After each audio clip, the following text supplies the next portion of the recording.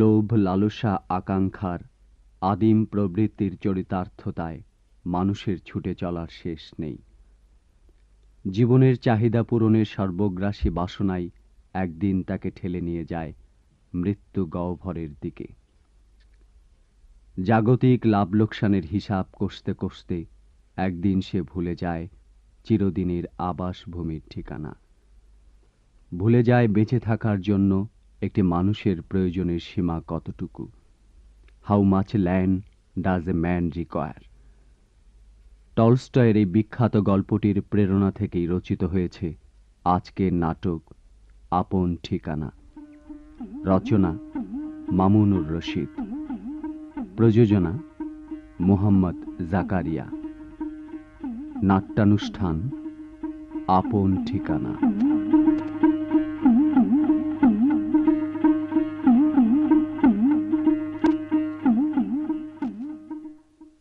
ওই যে ওই যে একটু এগিয়ে এসো। হ্যাঁ, এই যে দেখো ওই জমিটা, ওই যে ওই যে ওই যে ওই পূব দিকে তাল গাছটা দেখেছো?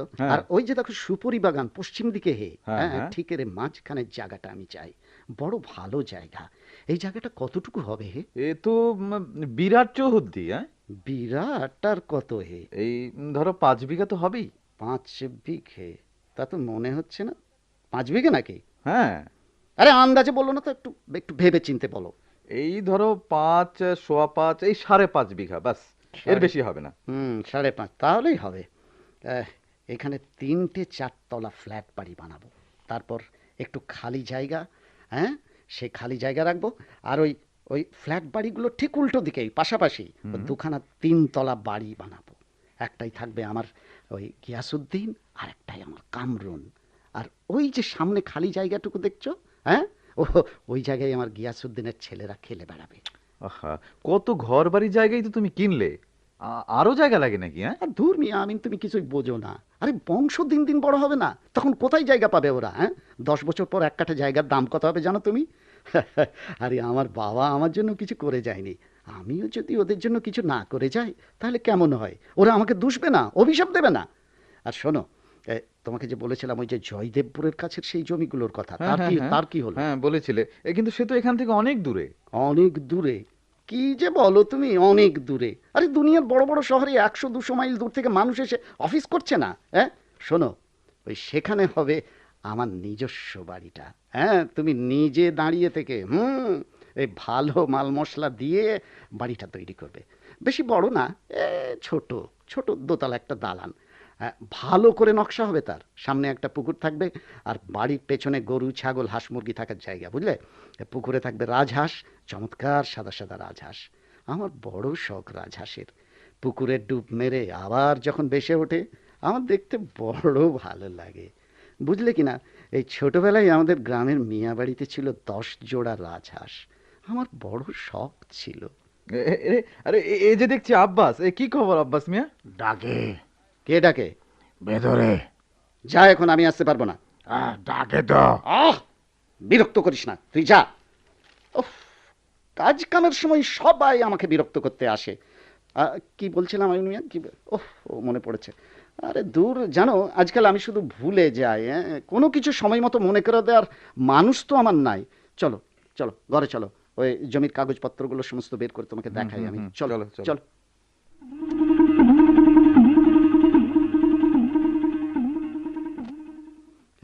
এই যে এই যে দেখো এই প্ল্যানটা। হ্যাঁ, এই ফতুল্লার কাছে রাস্তার পাশের আমার ওই জমির নকশা।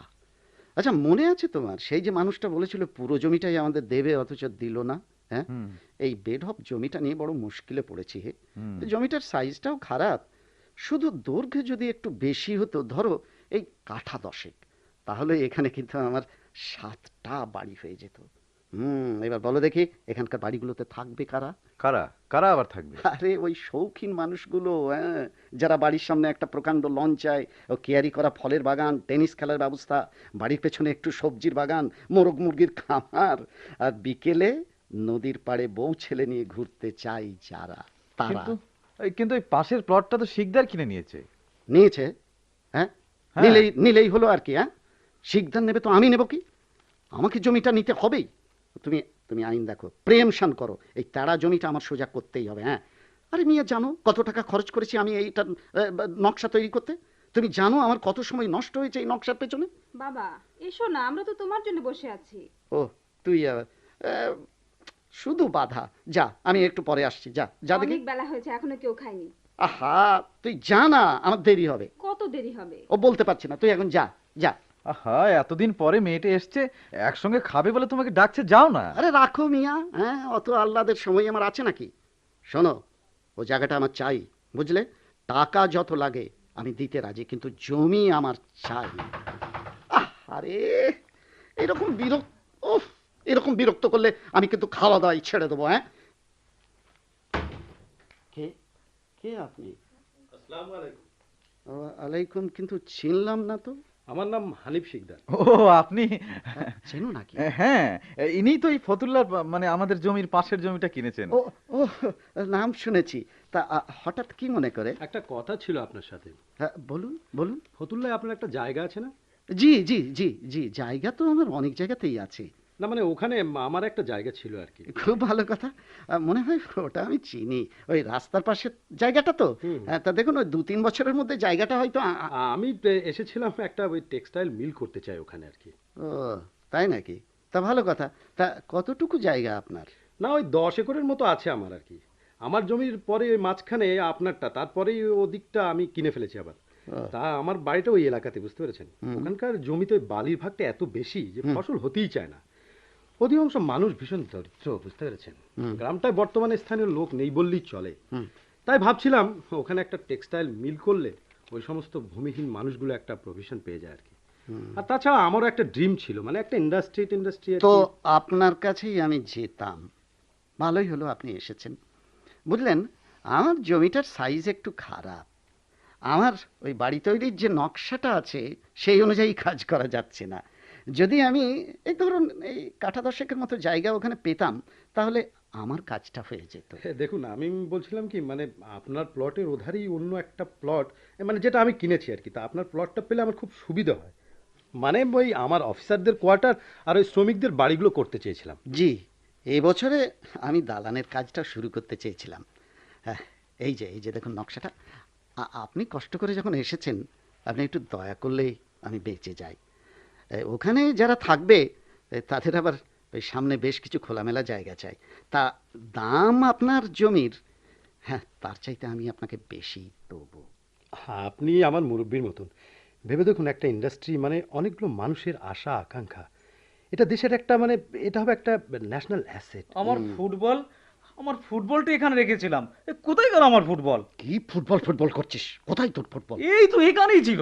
ওহ, দেখছিস না কথা বলছি? যা এখান থেকে। উনি কে? যে, উনি আমার পুত্রধন, একমাত্র পুত্র, নাম গিয়াসউদ্দিন সরকার। আচ্ছা আচ্ছা। শুনে না, বুঝতেই চাই না যে কত কষ্ট করে সম্পত্তি আমরা করেছি। ওর বয়সে আমরা কত কষ্ট করেছি। ইস!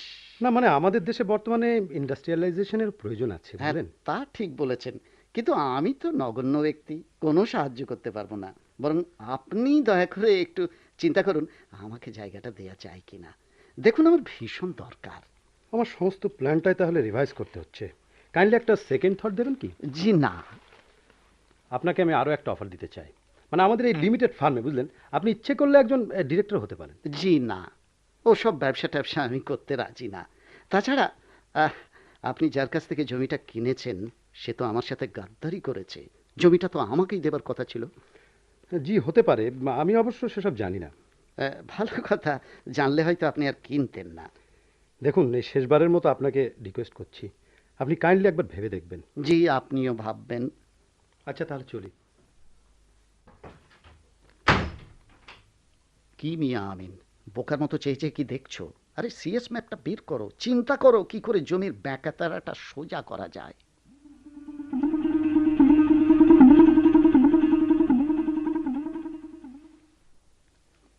বাপ বেটা দুজনে কি একই রকম হলে?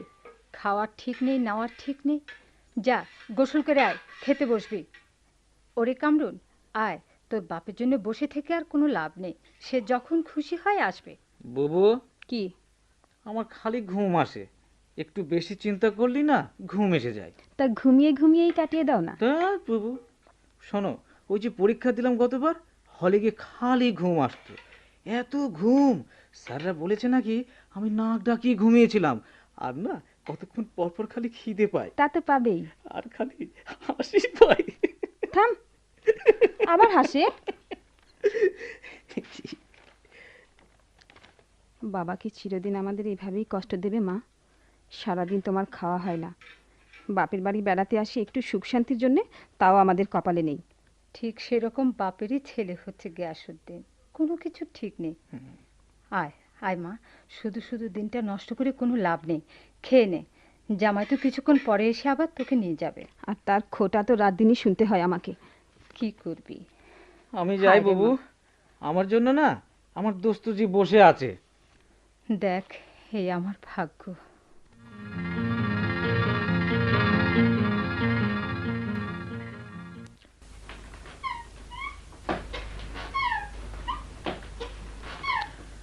দোস্তজি জোরে, আরো জোরে, তোলাই কত মজা, জোরে, আরো জোরে দোলাও, আরো আরো জোরে দোস্ত, আরো আরো, কি মজা! এর চেয়ে মজা আছে? আছে? কই আছে? ঢেউ ঢেউ ঢেউ? হ দোস্ত, ঢেউ। আরে সাগরের নাম শুনছো? ঢেউ, খালি ঢেউয়ের উপরে নাচবা। কি করে দোস্তজি? জাহাজে যাইবা, জাহাজে খালি ঢেউ আর ঢেউ। জাহাজে? হ্যাঁ যাবো দোস্তজি, কিন্তু টাকা লাগবে না? লাগবই তো। টাকা কোথায় পাবো? কেন, তোর বাপের কত টাকা? টাকা তো বাপের, আমার কই টাকা? আরে তোর নামে জমিন আছে না? আছি তো। বেচা দে। হায় হায় দোস্তজি কয় কি? বাবা বকবে না, মা বকবে না, বুবু? তুই একটা ব্যাক কল। আরে ব্যাক কল, টাকা লইয়াই তো আমরা চম্পট, পাইব কই আমগো? তাই নাকি দোস্তজি? হ দোস্ত। আমি আমি না না।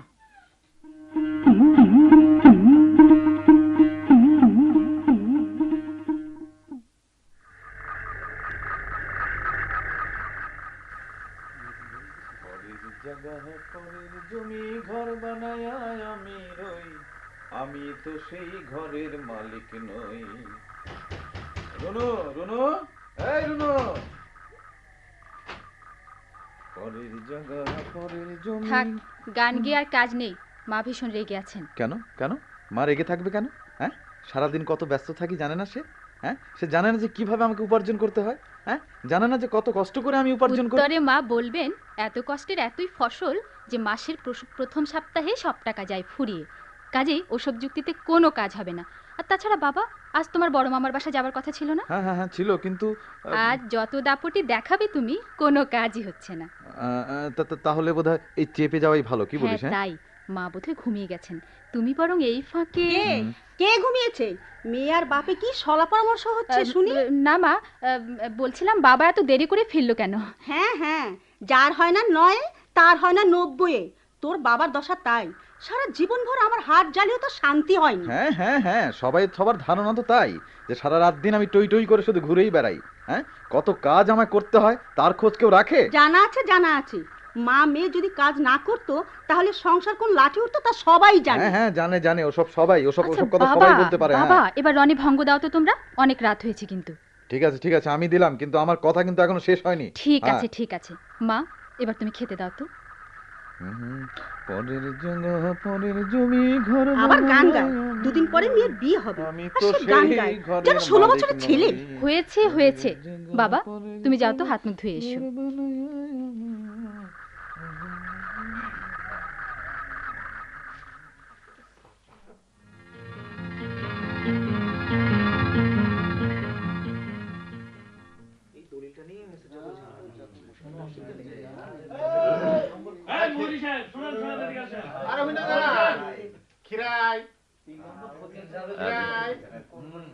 খান হুজুর, পান খান।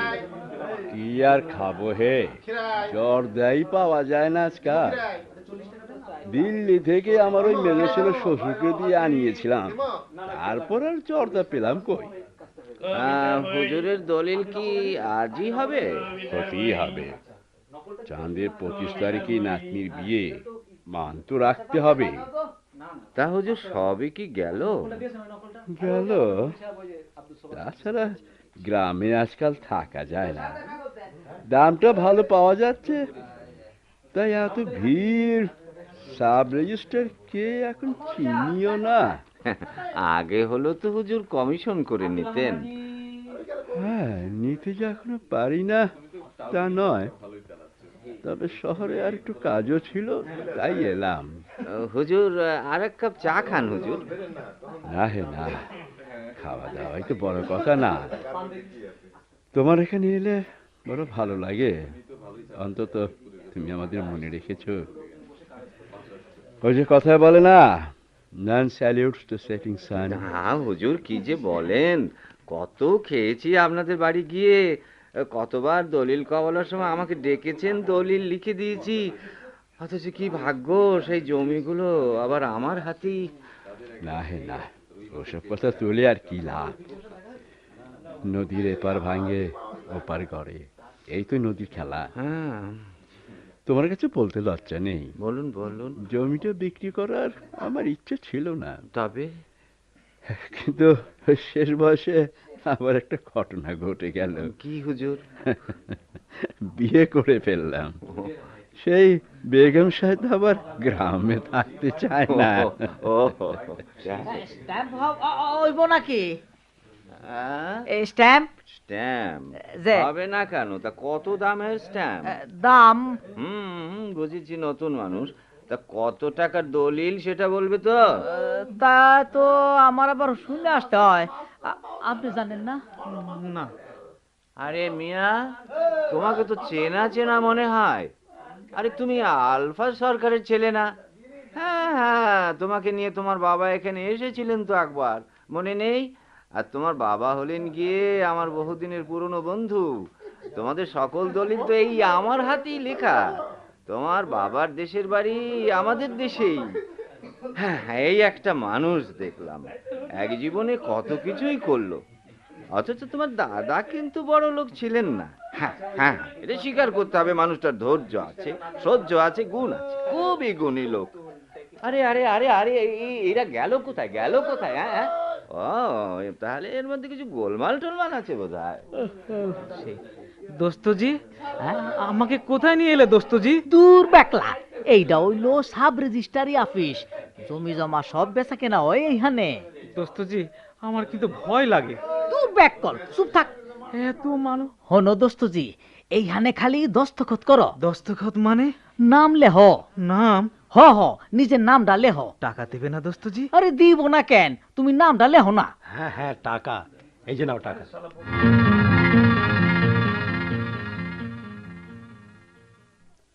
হুজুর, হুজুর, শিকদারের লোকজন আমাদের মারধর করে আপনার জমি দখল করে নিচ্ছে। সর্বনাশ, বলিস কি? বলছো কি তুমি? হ্যাঁ হ্যাঁ হ্যাঁ, যে দখল নিয়ে চারদিকে দেয়াল দেবে এই নিয়ে বলা বলি করছে ওরা। কি? কে আছিস? আমার বন্দুক দে। চলো আমিন, এখনই যাবো আমি। দখল নেই আমার জায়গা। এই শিকদারের মানুষরা জমির চারদিকে দাঁড়িয়ে আছে, আর চারদিকে নাকি দেওয়ালও দেবে। আপনার ছেলে নাকি জমি বিক্রি করে দিয়েছে, গিয়াসউদ্দিন মিয়া। গিয়াসউদ্দিন? গিয়াসউদ্দিন? গিয়াসউদ্দিনের এত বড় সাহস! আমি জীবনে এত বড় ভুল করেছি? আমি তার নামে জায়গা জমি লিখে দিয়েছিলাম কি বিক্রি করার জন্যে? তা তোরা কি করছিলি? তোদের ওখানে থাকতে দিয়েছি কেন? তোরা কি দু একটা খুন খারাপি করতে পারলি না? তোকেই আমি এখন খুন করব, তোকেই আমি এখন। আহা, ওদের দোষটা কি? তুমি থামো তো। যা যা, আমার সামনে থেকে বের হয়ে যা।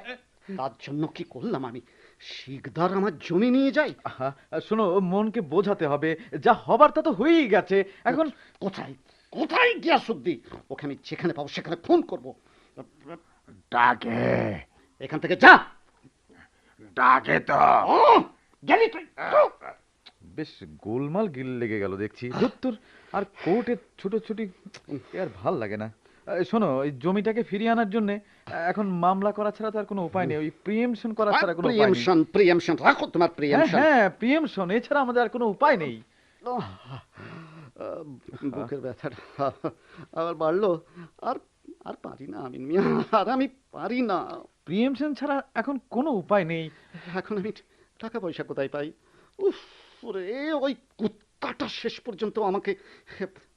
ওই মিয়া, তুমি বন্দুক চালাতে পারো? বন্দুক? বন্দুক তুমি পারো না? আরে পারলে কি আর তোমাকে বলি? বন্দুক কি জন্যে? ও, গিয়াসউদ্দিনের জন্যে, তোমার একমাত্র পুত্র। উফ, কুপুত্র! দুষ্ট করছে শূন্য গোল ভালো। লোকে আবার এটাও বলে যে নাই মামার চেয়ে নাকি কানা মামা ভালো। মেলা তক্ক করো না তো, তুমি তুমি বার করতে পারবে? চলো ওই জমির কাগজপত্র বের কর, চলো আমার সঙ্গে এসো। হ্যাঁ হ্যাঁ, বের করতে কত পারবে লিঙ্ক তুমি? কত চেন যা খুশি সব বের করা যাবে, চলো। কে? আমি লালমিয়া মুক্তার। ও মুক্তার, খবর পেয়েছো তাহলে? গরু মূল্য কি আর শকুন বসে থাকতে পারে? শকুনের আসার আগেই তো দেখছি একটা কাক বসে আছে। দূর মিয়া, মস্করা রাখো তো মেয়েরা। শুনুন, প্রিয়েমশন ফাইল করে দিই কি? আপনি কি বলুন? কোর্ট ফি আমি কিনে নিচ্ছি, রাতে মুসাবিদা হবে, কাল সকালেই ফাইলটা। বাহ বাহ বাহ বাহ বাহ বাহ, পানির মতো বলে গেলে একেবারে। হ্যাঁ, প্রিয়েমশন প্রিয়েমশন। আরে মিয়া, প্রিয়েমশন তো আমি নতুন করি না। হ্যাঁ, জানো এই কত সময় লাগে তাতে? তুমি জানো ততদিনের নতুন মাটি কিনে ওই দালান তোলা যায়, আবার সেই দালানের শিকড়ও গজায়। তাহলে ফৌজদারি বেদখল, জাল, ফ্রড। চুপ করো। তোমার মতো তো আমরা ওই জায়গা মাপামাপির কাজ করি না।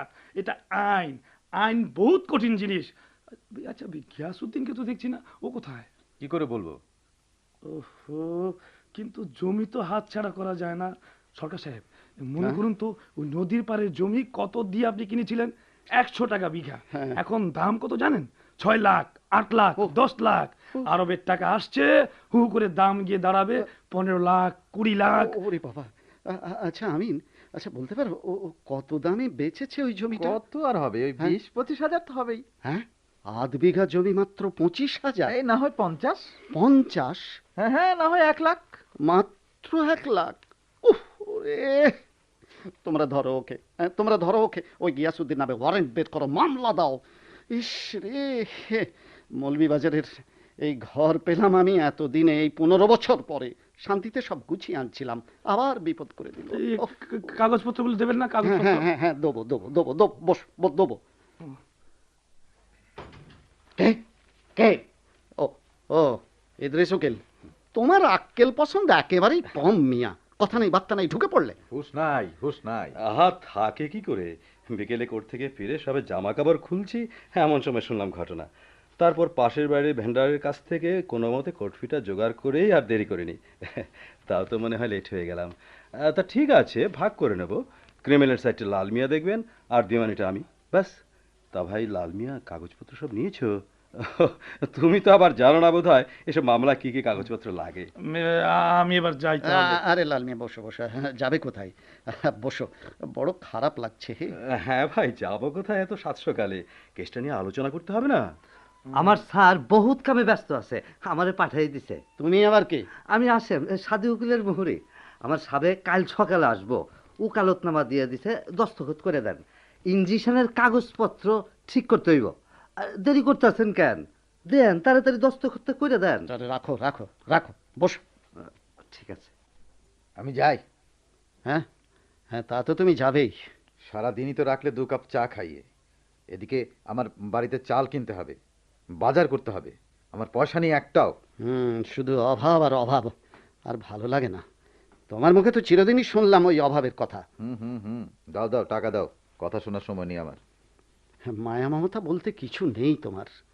লাখ লাখ টাকার সম্পত্তি আমার চলে গেল, আর তুমি টাকা চেয়ে আমায় এখন দুঃখ দিচ্ছ। হ্যাঁ, দুঃখ পেলে আমি আর কি করব? এখনই তো উকিল মুক্তার মুহুরিদের টাকা ঠিক সব দিয়ে দেবে, শুধু আমার বেলাতেই তোমার যত আপত্তি। আমার কোথায় কি সব আছে তুমি জানো? দলিল দস্তাবেজ থেকে আরম্ভ করে জমি জমার খবর তোমার সব জানা, তারপরেও তুমি। হ্যাঁ, বুঝেছি। এবার টাকাটা দাও দেখি। ঠিক আছে, কাল সকালে নিও। হ্যাঁ, কাল সকালে কাফনে কাপড় কিনে নিয়ে যাও, বুঝলে?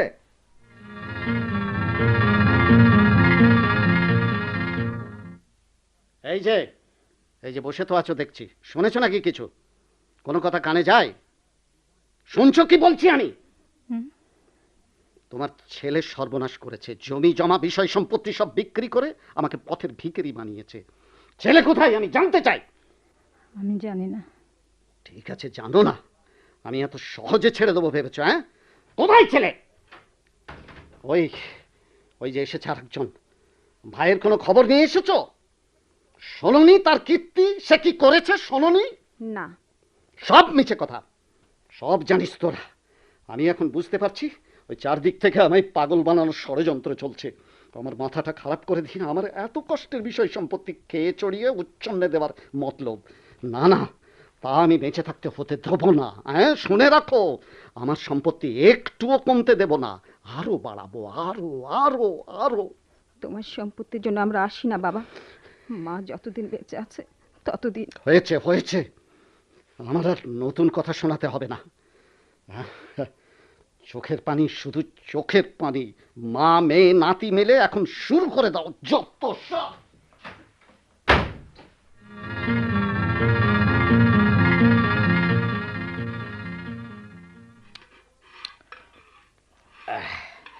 খুব ভালো খেলাম চাচি। তা বাবা, তোমার মাও তো তোমার জন্য অপেক্ষা করবেন।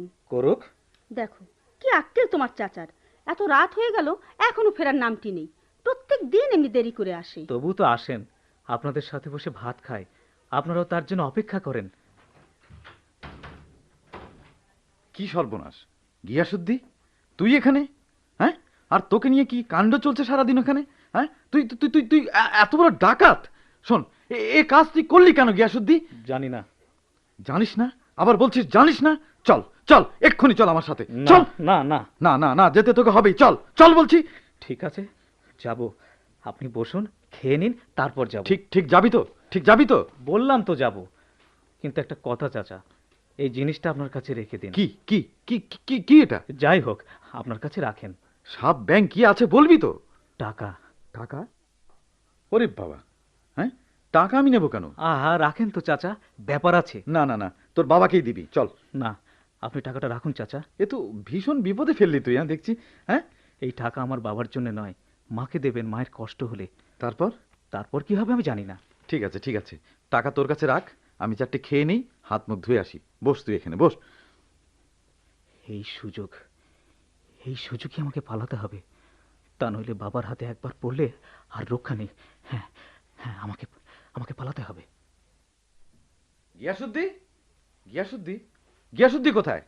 গিয়াসুদ্দি, রনুর মা, রনুর মা। কি হয়েছে? গিয়াসুদ্দি কোথায়? আমি কি জানি, আমি তো রান্নাঘরে ছিলাম। সর্বনাশ, তাহলে তো পালিয়েছে গিয়াসুদ্দি, গিয়াসুদ্দি পালিয়েছে।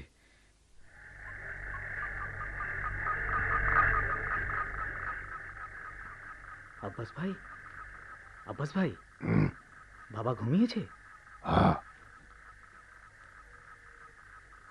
মা, মা, তোমাকে আমার জন্য অনেক কথা শুনতে হয়েছে, তাই না মা? আর আমি তোমাকে কষ্ট দিতে চাইনি, আমি চলে যাবো এখান থেকে। তুমি আমায় বাধা দিও না মা, বাবার কাছে থাকলে আমি মানুষ হতে পারবো না। আমি চলে যাব, হ্যাঁ মা, আমি চলে যাব। তুমি দোয়া করো, যদি মানুষ হতে পারি তাহলে আবার ফিরে আসবো তোমার কাছে, তোমাকে নিয়ে যাবো এখান থেকে। হ্যাঁ মা, আমি যাই, বাবা দেখলে আবার সর্বনাশ হবে। তুমি তুমি চিন্তা করো না মা, আমি চাচারা তোমায় দেখবেন। আমি যাই, আমি যাই।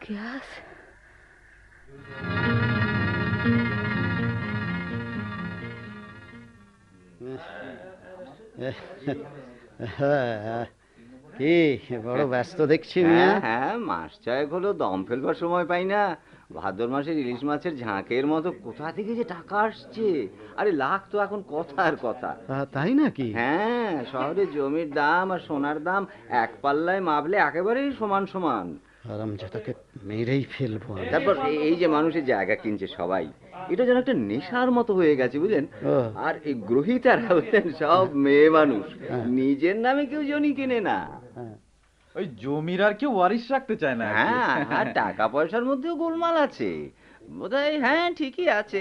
তা কি মনে করে সরকার সাহেব, এই কেনা টেনা হবে নাকি?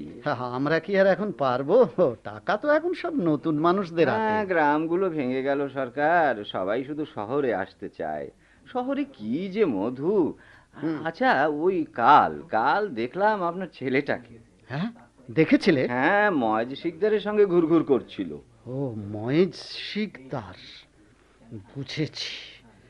ময়েজ শিকদারের কাছে বেঁচেছে। শালা ময়েজ শিকদার তাহলে বদলা নিল। হ্যাঁ, মামলাটা উঠলো নাকি? আমি নিয়ে দেখা তো। আরে অত ব্যস্ত হয়ে লাভ কি? করুক না, ওরা ওদের কাজ করুক না, তুমি এত ব্যস্ত হচ্ছ কেন? হ্যাঁ, ওই মেয়ে ময়েজ শিকদার কোথায়? হ্যাঁ, ময়েজ শিকদার কোথায় আছে জানো তুমি? জানি না, তবে খোঁজ খবর নেওয়া যায়। যাই না? নাও, এই কিছু টাকা রাখো। 2-1 দিনের মধ্যেই আমাকে একটা খোঁজ দেবে ময়েজ শিকদারের। টাকা তোমাকে আমি আরো দেবো। হ্যাঁ, আমার উপর মাতব্য পরি, হ্যাঁ? এর শোধ না নিলে আমার শান্তি নেই। তুমি যাও মোহরি, আরে যাও দেখে যাও তাড়াতাড়ি যাও, দেখো কি হলো, দেখো। হ্যাঁ, এত দেরি হচ্ছে কেন লাল মিয়া? না, সব তো ঠিক, একটু দেরি হচ্ছে শুধু ওই টাইপ করতে। দূর মিয়ারা, হাতে লিখে দাও না মিয়ারা, তোমরা কোনো কাজের নয়। নাও হাতে, যাও লিখে নাও। সরকার একটু বসেন না, চা খান। রাখো তোমার চা। মিয়া, আমি মিয়া, চল চল আগে কোর্টে যাই, কোর্টে চল।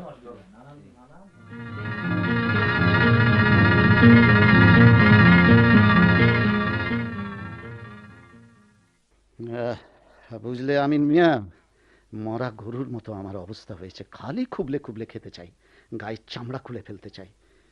এই যে দেখো দেখো আমার তহবিল কত টাকা নিয়ে বের হয়েছিলাম আর ফিরলো কত, দেখো। অথচ বউ ছেলে টাকা চাইলেই তোমার একেবারে মাথায় যেন আকাশটা ভেঙে পড়ে। একেই বলে ওই বজ্র আটুনি ফসকা গেরো, ইংরেজিতে যাকে বলে গিয়ে পেনি ওয়াইজ পাউন্ড ফুলিশ। সামনে দিয়ে এক পাই গেলেও তুমি ধরো, আর পেছন দিয়ে তোমার হাজার হাজার গেলেও কুছ পরোয়া নেই। শোনো শোনো শোনো, তোমার এই যক্ষের ধন পিঁপড়ে খাবে, বুঝেছো? আরে মিয়া শোনো, রাখো সব কথা। আচ্ছা, এই কোর্ট থেকে ফেরার সময় তুমি লক্ষ্য করলে, হ্যাঁ, ওই যে রাস্তার ডান দিকের ওই মোড়ের পাশেই ওই যে পচা পুকুরটা, আরে শুনলাম এটা নাকি ওই আমাদের রবু মিয়ার জমি। জায়গাটা খুব ভালো হবে বুঝলে, ভরাট করতে পারলে 20 গুণ দাম হবে মিয়া। এক কাজ করো, চলো ও বেলায় একটু খোঁজ খবর নিই। হ্যাঁ, তোমারও তো একটুখানি জায়গা জমি দরকার নাকি? আর লোভ দেখিও না, বুঝলে? অনেক দেখিয়েছো। কত জমি তোমাকে আমি এই হাত দিয়ে কিনে দিলাম, কত বুদ্ধি খরচ করলাম, কোনো লাভ হয়নি তাতে। শোনো শোনো, জায়গা দেখবে তো বল চলো যাব। গোলামি যখন নিয়েছি তখন তোমার কাজ তো আমাকে করতেই হবে। তবে শোনো, এই সন্ধ্যের আগে আমাকে বাড়ি ফিরতে হবে। এই আজকে আবার আমার ওই কিছু আত্মীয় স্বজন আসবে, আমার ওই মেয়ের বিয়ের কথাটা একটু পাকাপাকি হবে তো। আচ্ছা সাহেব, হ্যাঁ, বিবি সাহেব কাল রাতন কিছু খায়ও নাই, জলচকির উপর শুইয়া রয়েছে আর উঠেও না। আপনি একটু ভেতরে যান। হ্যাঁ ভেতরে যাব। হয়েছে, বুঝেছি। এগুলো হচ্ছে ট্রিক্স। ওই ছেলে জমি বেচেছে, তার ভাগ পেয়েছে। এখন যাতে আমি ওই ছেলেকে কিছু না বলি সেই বুদ্ধি আমি বুঝেছি। বড় মাইয়া ধারে খবর দিলে মনে হয় ভালোই হইতো।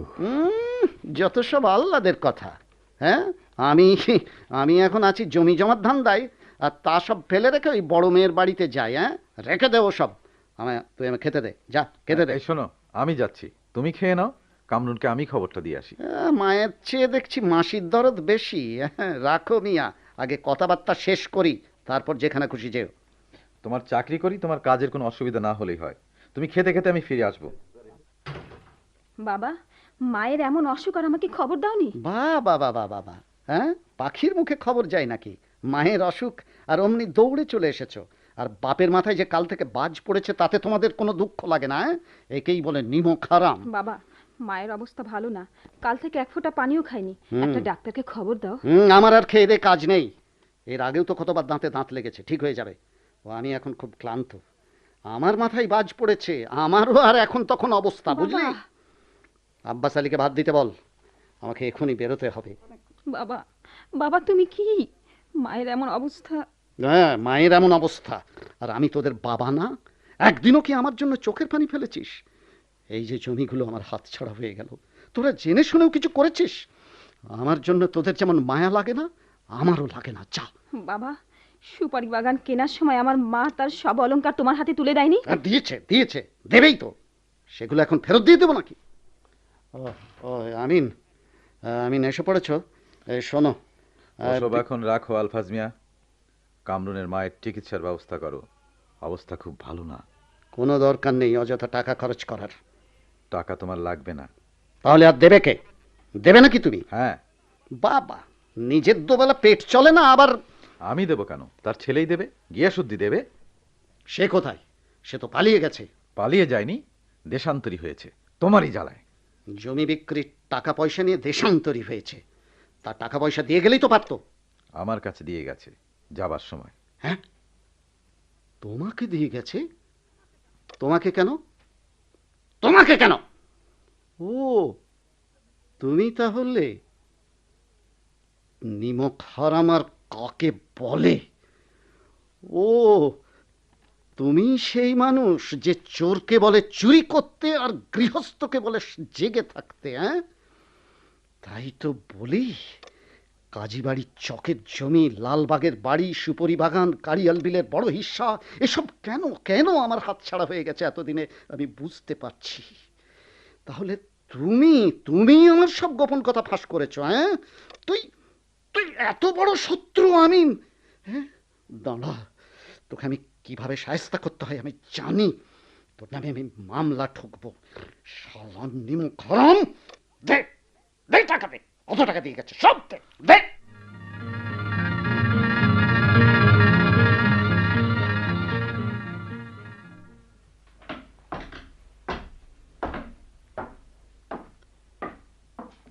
জন, দেখা করুন। নিজের সংসারে যার অশান্তি, অন্যের সংসারে ভালো কি সে দেখতে পারে? মেয়ের অমন সুন্দর বিয়ের কথা পাকাপাকি হবার পরও ভেঙে গেছে। কালকে এসে জবাব দিয়ে গেছে। ভেঙে গেল? যাবে না, বাবা যার জেলে। ওহো, সারাটা পাড়ায় আর মুখ দেখাবার জো আছে? কত লোক কত কিছু বলছে। তোমরা বলে দিতে পারো না যে রুনুর বাবা নেই, ওর বাবা মারা গেছে? বাবা, বাবা, আমরা তো কোনো দিন তোমার কাছে কিছু চাইনি। তুমি তুমি কেন এসব করতে গেলে? আমাদের তো অত টাকার কোনো দরকার ছিল না। তোরা তোরা কেন এসেছিস? চলে যা, চলে যা আমার সামনে থেকে, চলে যা। আমাকে একটু একা থাকতে দে। বাবা, কাল থেকে কিচ্ছু খাওনি, একটু কিছু খেয়ে নাও। না না না, তোরা চলে যা এখান থেকে, যা যা, বাবা, চলে যা, চলে যা এখান থেকে।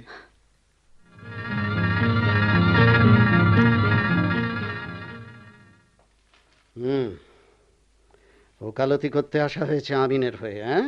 বাবা, কত সংসারই তো নষ্ট করেছো।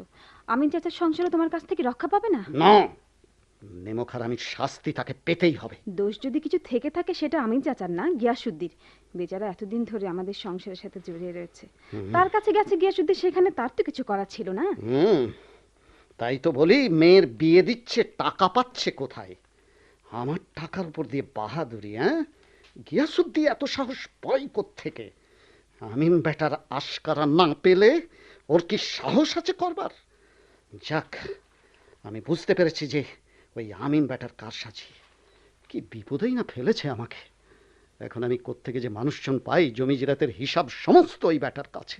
বাবা, শেষবারের মতো তোমায় বলছি, আমিন চাচার ওপর থেকে তুমি মামলাটা তুলে নাও, নইলে খোদাও সহ্য করবে না।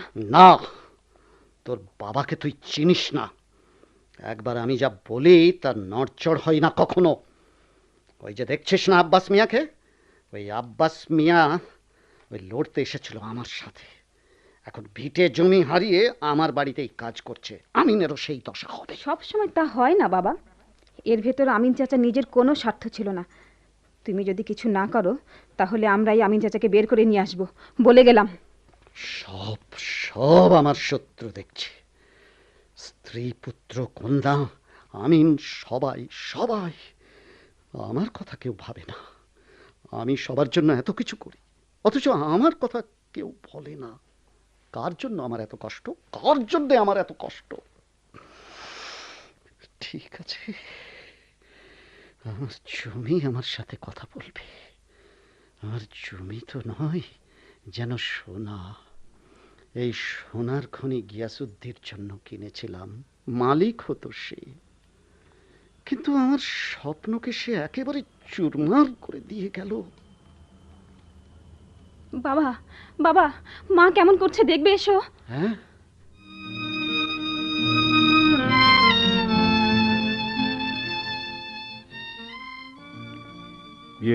দেখুন, রোগীর এই স্টেজে আমাকে ডাকার কোনো অর্থ হয় না।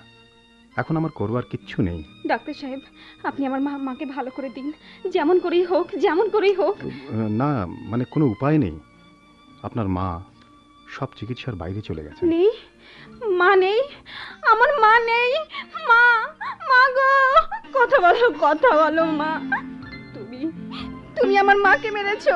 আমার মাকে এনে দাও, যেখান থেকে পারো আমার মাকে ফিরিয়ে দাও। মা, ভাইয়ের এত সম্পত্তি, এত টাকা পয়সা, সব সব তুমি গ্রাস করেছো, তবু তার জন্য 1 টাকার ওষুধ পর্যন্ত কিনে দাওনি কেন? কেন? কামরুন, চুপ কর, চুপ কর। তোদের মায়ের অংশ তোরা নিয়ে যাস। আমরা সম্পত্তির অংশ চাই না, তোমার সম্পত্তিও চাই না।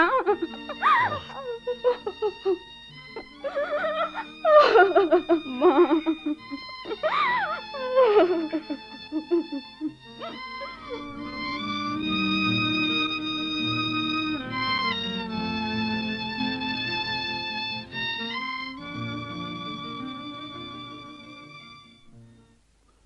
চিঠি হ্যাঁ, চিঠি কার চিঠি দে।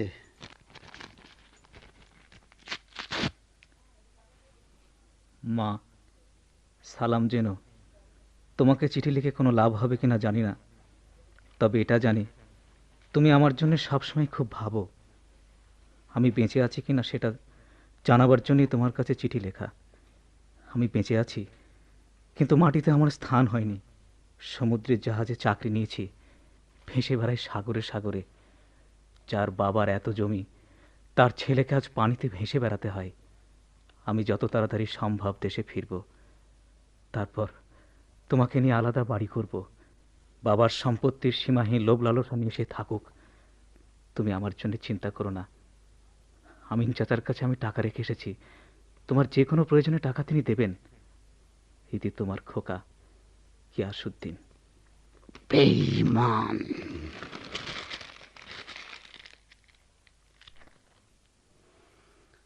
ও আব্বাস, আব্বাস রে, দুধটা দিয়ে যা, আমি এখন ঘুমোবো।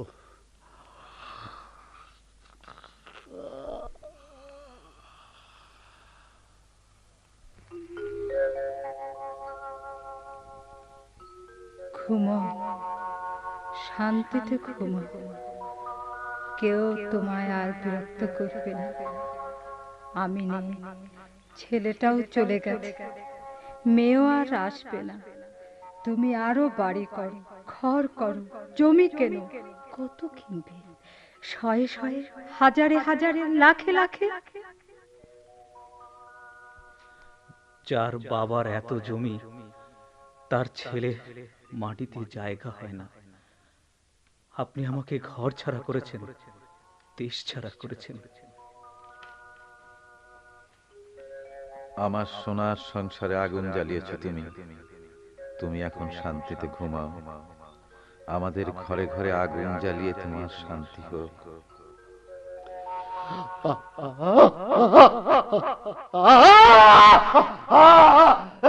কামুর মা, কামুর মা, কামুর মা, গিয়াসউদ্দিন, গিয়াসউদ্দিন রে, গিয়াসউদ্দিন।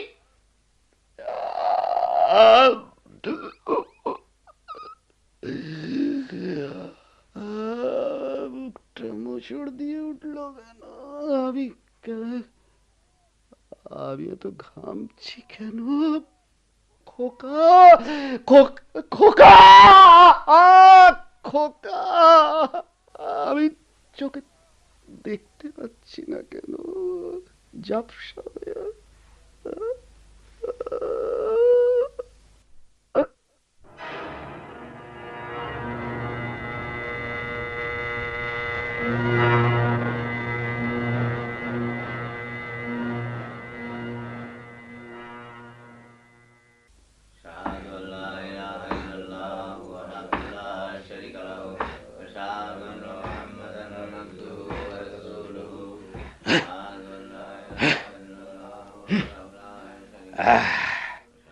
অসময়ে মুর্দাজা কেন আসে? এই মিয়া, এই করেছো কি তুমি? হ্যাঁ, কবরের সাইজ তো তোমার মিয়া হয় নাই। কি কবর খোদো তুমি? কি বলেন? আরে শিখাইবেন নাকি আপনি? হ্যাঁ, এত বছর ধরে কবর খুঁজি আমরা। আচ্ছা এই মিয়া, বলো তো কতটুকু জায়গা লাগে একজন মানুষের জন্য? কতটুকু? আর যার যার 3.5 হাত। আপন ঠিকানা নাটকের অভিনয় শুনলেন। রচনা মামুনুর রশিদ। এতে বিভিন্ন চরিত্রে অভিনয় করেছেন আলফাজ মুহাম্মদ জাকারিয়া, আমিন মামুনুর রশিদ, কামরুন ডলি জহুর, শিকদার আলিমুজ্জামান দুলু, গিয়াসউদ্দিন মেজু আহমেদ, মা তন্দ্রা ইসলাম, রুনু লাকি ইনাম, স্ত্রী মিনতি হোসেন, দলিল লেখক আব্দুল মালেক খান, জমিদার আব্দুল মতিন, লোক AFM আব্দুল আলী লালু, লাল মুক্তার আব্দুস সাত্তার, আশেম AKM আব্দুল হক, ইদ্রিস উকিল গোলাম রফিক, ডাক্তার আমিরুল হক চৌধুরী। শব্দ সংযোজনা ও সম্পাদনায় মাহবুবুর রহমান। নাটকটি প্রযোজনা করেছেন মোহাম্মদ জাকারিয়া।